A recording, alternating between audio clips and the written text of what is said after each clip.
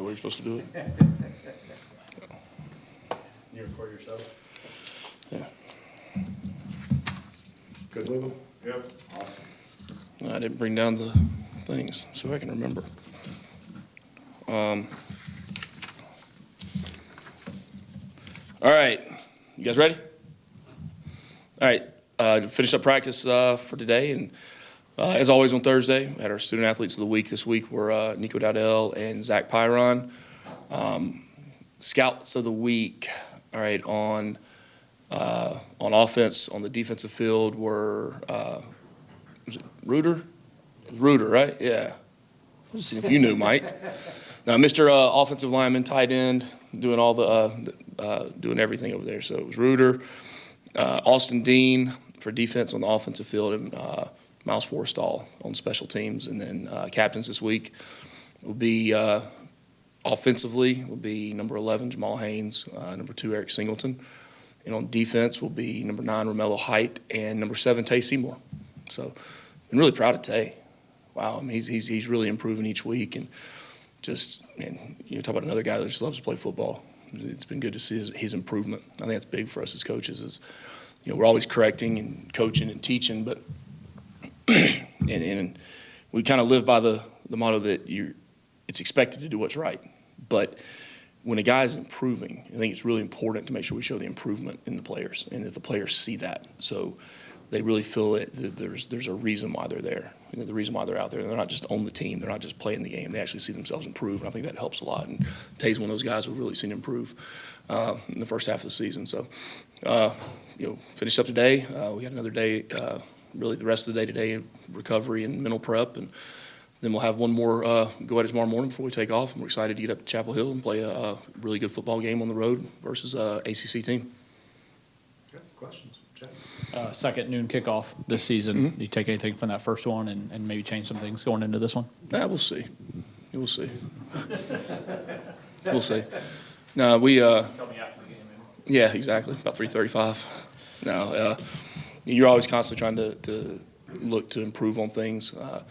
You know, the routine though is something that I believe in as far as the leading up to it. Are there little things that we'll add and adjust? Maybe, yeah. You know, hopefully it doesn't involve a delay getting up there. So, but you know, that was hard.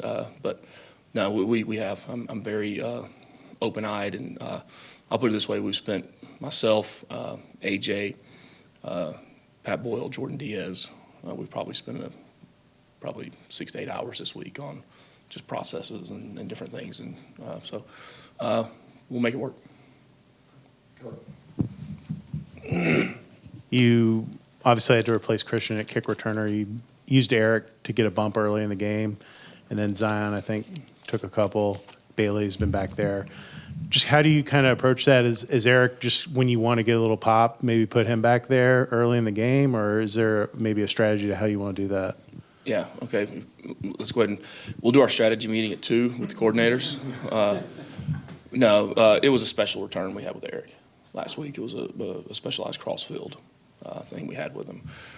There's several guys that have been working back there really since the beginning of the season, now full force the last 4 weeks now.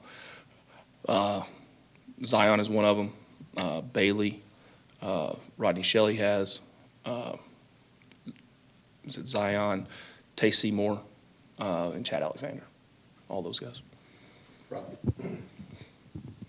I think it's number 2 for them. Harris, the safety, transfer from North Carolina State. He's played a big role so far in the defense this year. What have you seen from him?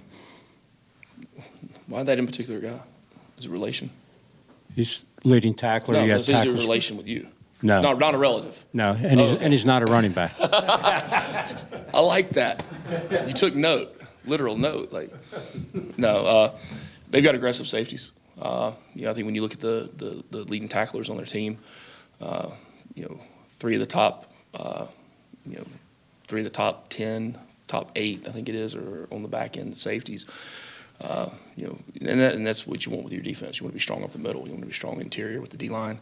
You want to be strong at the linebacker spot, and then you want to be strong up the middle of the safeties and have guys that have short memories playing out on the edge. So, There's a reason why he's leading tackler. They're aggressive with him. They do a good job of run pass read, to be able to get back out of there.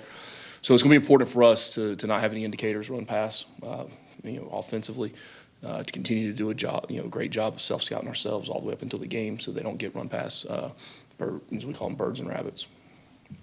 Go.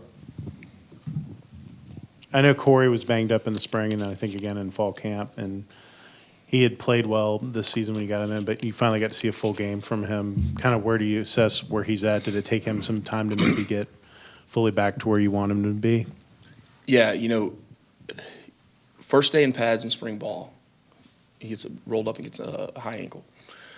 Right, we come out in summer, has a really, really good summer, and first 3-4 days, I mean, he was playing really well, and gets rolled up on again, and different ankle, and you go through and you look at all these things. Well, why?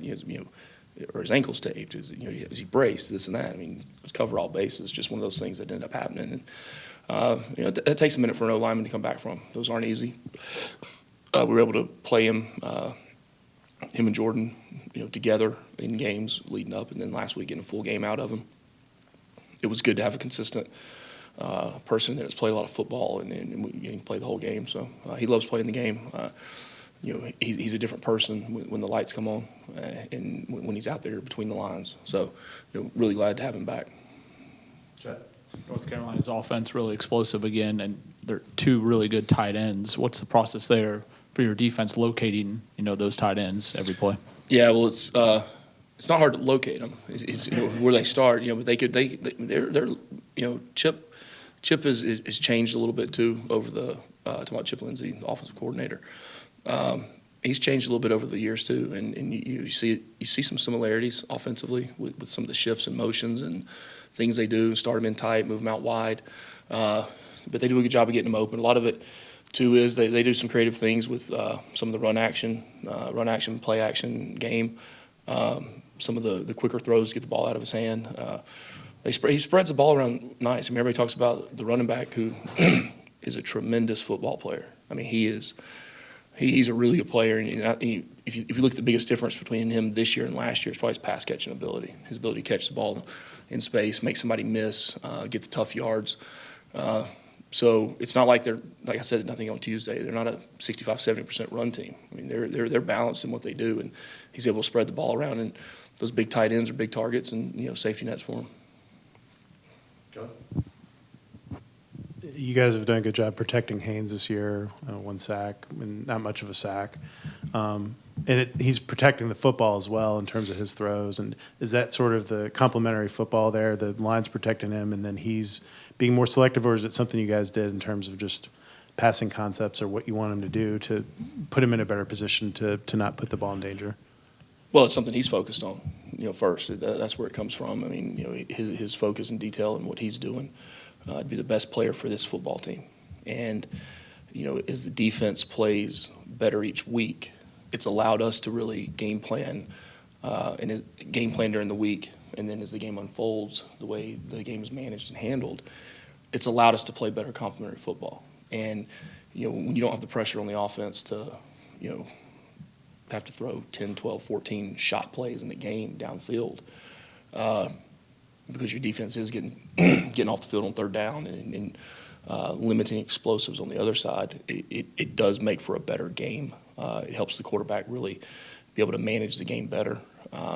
Allows him to be, I don't ever want to say conservative.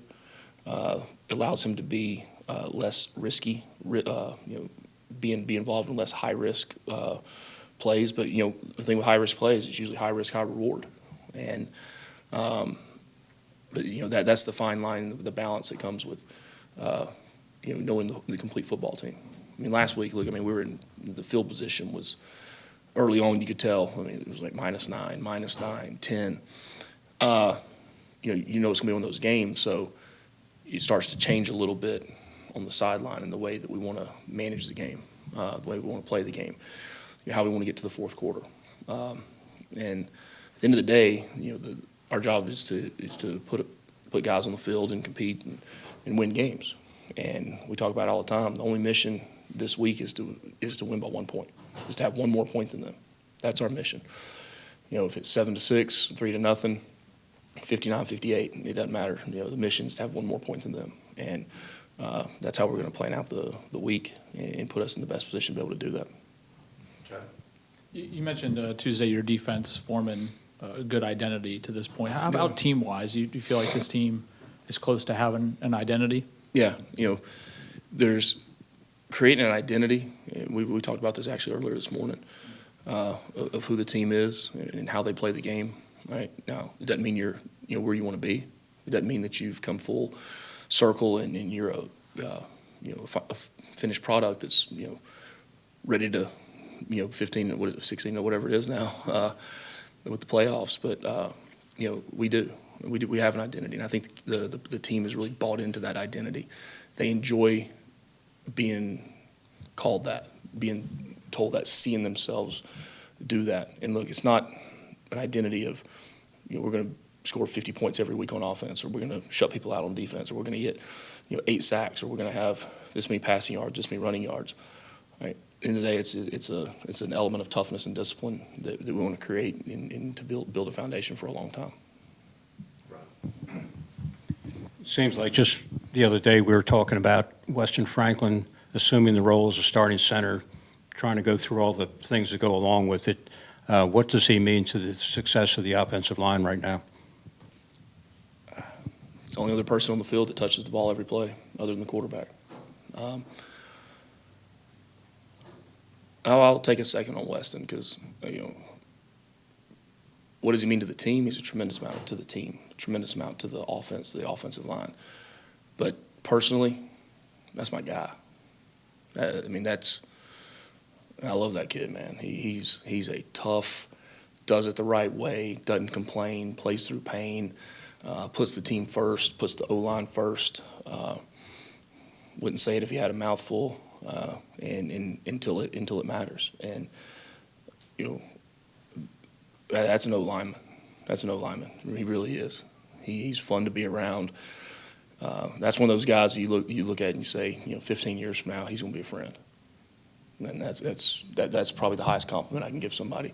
And we have a lot of those guys, but me and Weston we've been here a minute now, and we've been here a while. So, somebody, a guy that came through recruiting during COVID, wasn't able to really take a visit, had to go really based on his trust and his feel for what he saw. Comes from the country, living in the city.